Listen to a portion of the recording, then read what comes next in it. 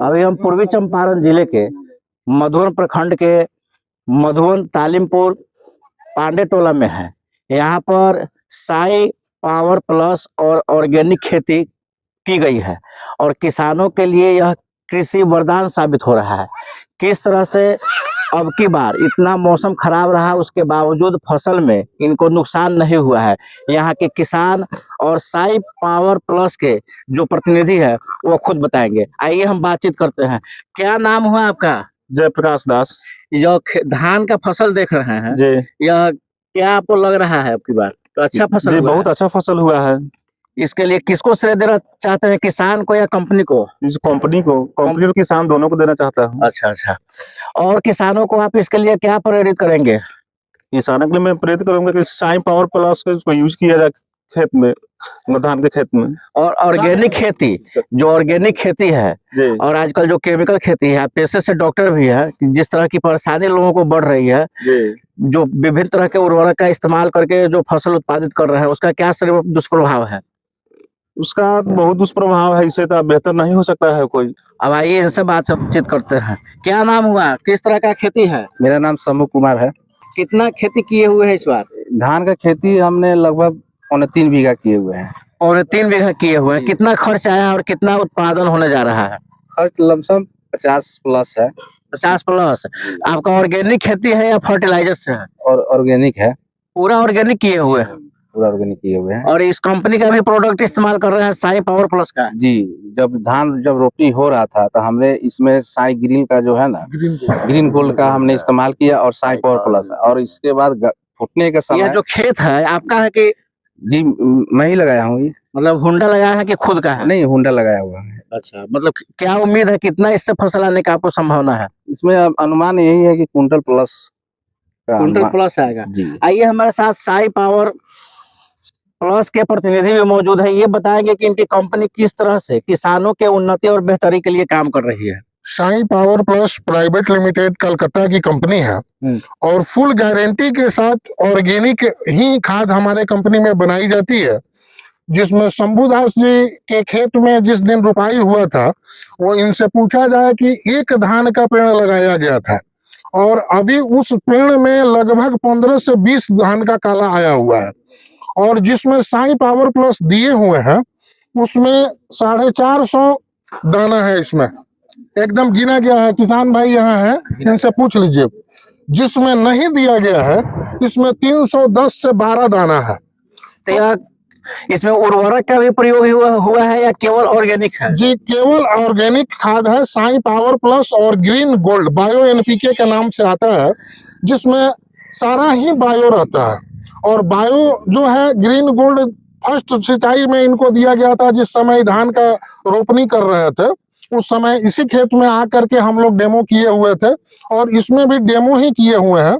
और शंभुदास जी एक पेड़ लगाए हुए थे, इसमें आज 15 से 20 पेड़ है। इनसे पूछा जाए और ये सारी चीजें बता देंगे। इसमें साई पावर प्लस दिया गया है तो 450 दाना है इसमें, और जिसमें नहीं दिया गया है इसमें 312 से 315 के बीच में दाना है। ऑर्गेनिक खेती और जो फर्टिलाइजर्स का है, जो हरित क्रांति के बाद में देश में यूरिया चाहे अन्य डीएपी फर्टिलाइजर्स का प्रयोग बढ़ा, उत्पादकता तो काफी बढ़े लेकिन उसका दुष्प्रभाव सामने आ रहा है और किसान नहीं चाहते हैं। आप सीजन में देखते होगा कि यूरिया के लिए, डीएपी के लिए हाहाकार मचा रहता है, लेकिन किसान का उद्देश्य है कि किसी तरह से उत्पादन बढ़ाए, इसके लिए हमको जो भी करना पड़ा। तो किसानों को आप क्या संदेश देना चाहते हैं? किसानों को हम संदेश देना चाहते हैं कि किसी भी तरह का खेती करे तो ऑर्गेनिक से ही करे।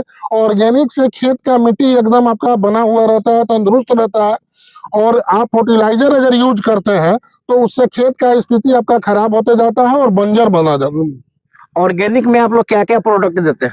ऑर्गेनिक हमारा 100% कीटनाशक भी है। ऑर्गेनिक फर्टिलाइजर आपको बायो एनपीके है, ग्रीन गोल्ड के नाम से आता है, साई पावर प्लस है, और फंगी वायरस है, जैसे फंगस रोग लगता है उसके लिए फंगी वायरस है। यही सब दवा है मेरे पास सारी। ग्रीन साई 71 के नाम से भी जाना जाता है, जो खरपतवार नाशक है। मधुबन प्रखंड क्षेत्र में जी, ऐसा कितना खेती हुआ है एकड़ में? ऐसा लगभग आपको 20 एकड़ में खेती किया है लोग। गोभी का खेती में लोग दिया है, गोभी का खेती बहुत अच्छा हुआ है। पिछले साल आलू के खेती राकेश पटेल आपको सोनिया पटेरवा में है, उनके खेत में हम लोग डेमो किए हुए थे वहां पे। तो यह प्रयोग गेहूं की खेती में भी होगा और मक्का में भी होगा? टोटल सारे खेती में जितने भी फसल है सारे खेती में इसका प्रयोग होगा। गोभी, आलू, बैगन, टमाटर, मटर, छीमे, मक्का में सारे चीज में होगा। चलिए, आप लोगों के द्वारा बेहतर प्रयास किया जा रहा है, इसके लिए आप लोगों को बहुत बहुत शुभकामना।